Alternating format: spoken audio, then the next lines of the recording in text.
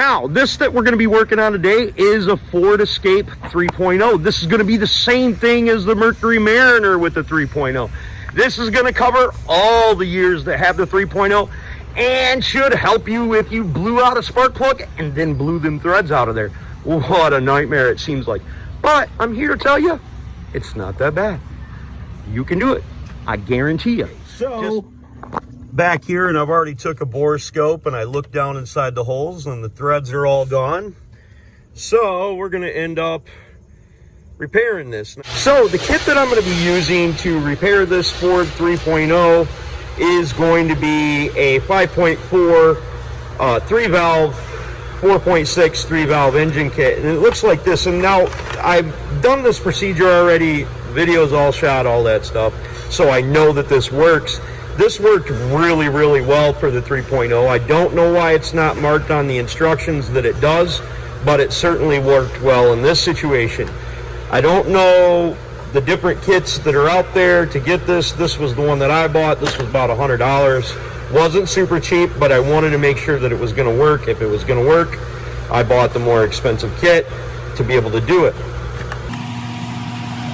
Okay, so we're not gonna, it's gonna look like a lot of stuff is here, but we're not gonna need a ton of stuff. We're gonna need our spark plug thread kit, repair kit. Now, this particular thread kit, repair kit, is for the Ford Triton 5.4 V8, 4.6 V8. I'm pretty sure it's gonna work in this application, so that's why I'm using it. If it doesn't work, you won't ever see the video. Need a little light. Gonna need a screwdriver. This is pretty important. Gonna need some grease. That's extremely important. Gonna need a spark plug socket remover. We're gonna need to remove the spark plug or insert a new spark plug. Ratchet. Now these things right here, this is a fluid evacuator.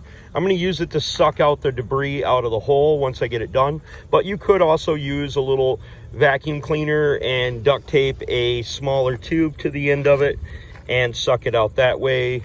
Wet dry vac work really good. In addition to all them things, this would be helpful as well. This is gray high temperature RTV. The blue RTV may work, you know, in different colors, but they recommend the gray because it's high temperature, so I'm going to use that. It doesn't really specifically matter what brand you use. Now, before we get going, we need to make sure that our valves are in the right position and they're closed. We're going to do that by making sure that our piston is down, which generally will indicate that the valves are closed so our tool doesn't run into it. We definitely don't want the piston up here like this. We want the piston down inside the barrel. If you're unsure about what I'm telling you, you can take a bore scope. They have many of them that attach right to your phone, so you can look down there and make sure that cylinder is all the way down. But I'm going to show you how to do it with the screwdriver. Okay, so we need to remove the spark plug and coil, and like in this situation, it bit it pretty good. So we need to do that. And if your intake has to come off, you have to remove your intake. I got pretty good video on removing that, so I'll show you how to remove that in another video. And we're going to need a screwdriver. Now, as you can tell, looking at this screwdriver, I'll give you something to measure it against. It's about that long. What I need to do is I need to remove the spark plug, and then I need to stick the screwdriver in there. Now, when you're going to feel it hit where the spark plug goes. Now, we need to go down much further than that.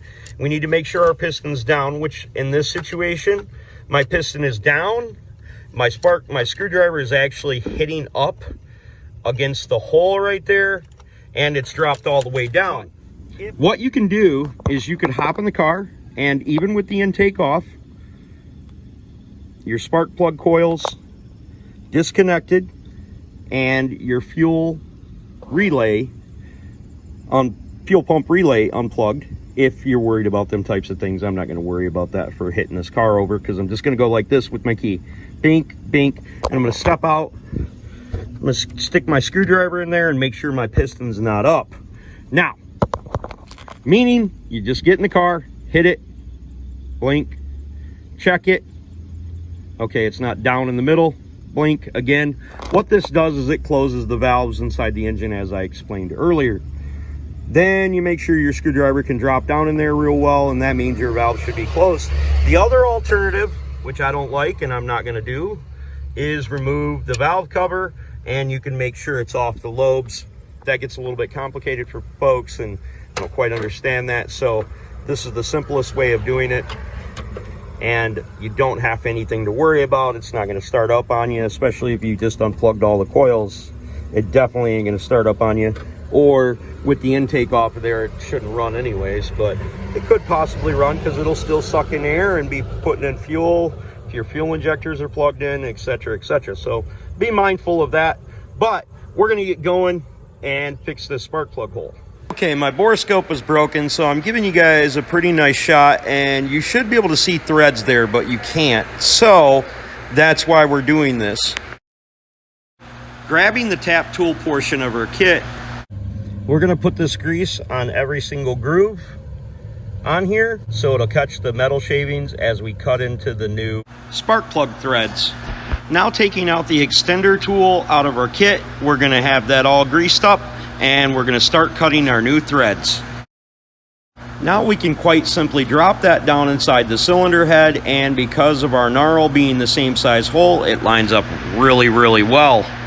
Now the good thing about this particular tool is it fits in the barrel of the spark plug hole very straight, so then it'll square up our hole so we don't have to worry about it going oblong. Now grabbing our 3/8 ratchet and probably a 3 or 6 inch extension, we can put it on the inserter tool. Now I turned this about 10 times and it didn't feel like it's doing anything, but then after a couple turns it started biting in there, and could pretty much do it one-handed. Look at the depth of your socket as it goes down. We're just cutting new threads.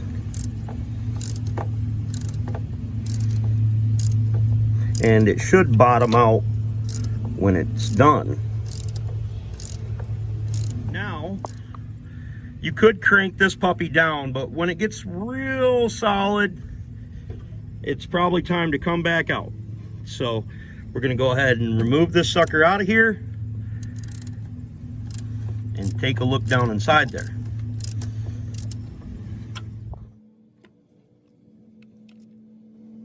The metal shavings, that's why we use the grease. So this is why we need to vacuum it out, because we have a ton of metal shavings on there and we want to get them out of there. Now another way that you could get them chips out of there is you could put a bunch of grease on the end of your screwdriver, stick it down inside your hole, hopefully stick it down inside the hole, run it around, and potentially pull out some chips that way as well. Had most of them cleaned out, but got a couple more. Do that a couple times, should be able to get them chips out of there. Now hopefully you guys can see that there's new threads cut inside there, and we need to get ready to start cleaning this thing out. We can insert our new threads or we can clean it out first, whichever comes, whichever you want, but eventually we're gonna have to suck all that stuff out of there. So once we vacuumed our metal shavings and stuff out of there, now we go ahead and we're gonna insert the new coil for our spark plug. Now this coil on the top of it has knurls, so it's gonna go down inside the cylinder like this, and we're gonna use this portion of the tool to insert it, and we'll screw this onto here properly, making sure that that's at the top. Then we'll insert that into our tool, screw this into the hole after we put the gray RTV on the outside of it. Now we've got our RTV inserted on there, we've got our hole cleaned out. Now we're gonna go insert our knurl. Now here's my thoughts on, not only, if you can tell I haven't started threading that in yet, but my thoughts on the actual engine and what could happen. Right now, to fix this the exact right, 100% sure we're not gonna have any problems way, is gonna require removing the cylinder head. My thought about that is this is an old vehicle, it's probably not worth the cost of removing a cylinder head. So we're trying to avoid doing that. What do you have before you started? Something that's no good and won't work. What is the possibility of having something that's no good and possibly won't work when you're done with this procedure? Probably a lot less.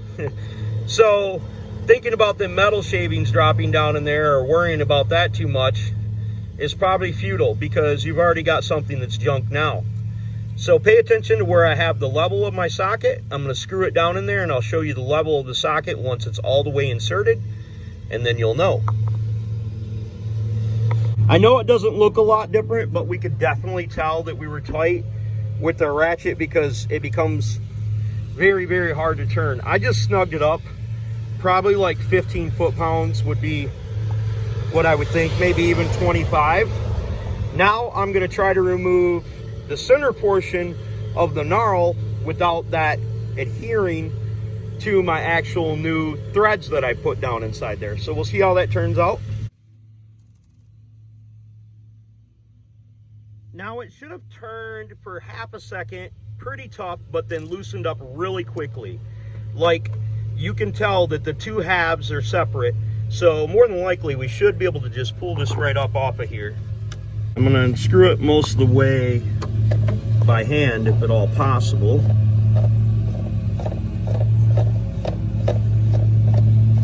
And I'm over screwing it a little bit because I want to make sure it's out of the threads. And as I screw, I'm going to pull up on it, so hopefully my inserter, the inserter came out with it, so that's great. And we don't have the threads on there, so that's even more awesome. Now for the last step. Now the last tool inside the box is this little thing. Now what this does is you stick it down in the end of here and you whack it once or twice with a hammer, and it locks in the little knurls, hopefully into the metal like it's supposed to. And then we wait a little while because we want our RTV to seal up, and we insert our spark plug. Okay, so now we're gonna drop our socket down inside there, like so. And we're gonna give her a little tap, and I'm gonna try to do this, but I'm just gonna give it a sharp tap, not super hard, but not super soft either, and drive that sucker down in there. But I need two hands because I wanna hold on to this right here.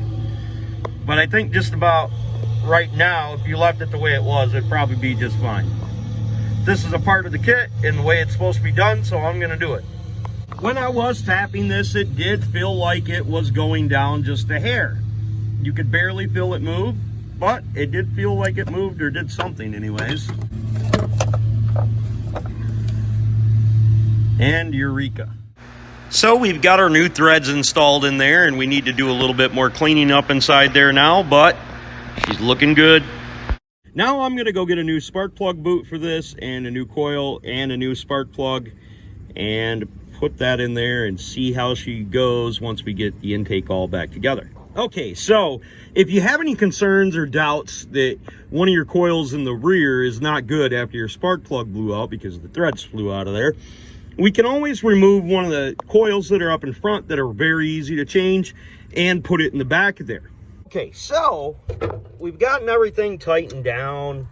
We got everything put back together, and we double check our work before we go in, keeping our fingers crossed that nothing happened, which I'm quite certain it didn't, because these are just aluminum shavings that would be dropping down on the cylinders.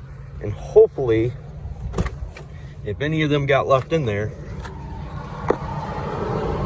it's all good.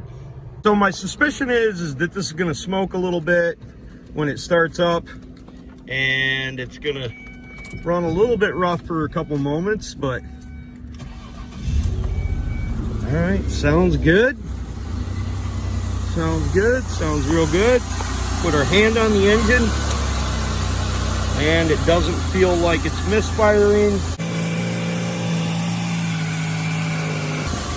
I don't hear the spark plug blowing out of there. Now the test is to take it out, drive it, get some pressure up in there, and blows out the spark plug, you got big problems. I doubt that's going to be the case in this situation or in your situation, because if anyone else can do it, I know if I can do it, y'all can do it too. So let's take it out for a drive, see how she goes. So we got that old Ford Escape fixed up really, really good, and it runs smooth as heck. Took it for a drive. no spark plug blowing out of them holes. Remember, if anyone else can do it, you can do it too. That I promise you. If you've got a question for me and it's automotive related, I can't help you with your baby mama drama, but you can hit me up on Clay's AC and Auto Repair on the Facebook Messenger, and I'll certainly try to help you out. Remember, at nighttime, when you're going to sleep, turn your computer on and open up that Clayway playlist. Put one of my sweet long playlists on and let that sucker play from front to back. God bless you folks. I hope I helped you save some money. You were able to get the job done.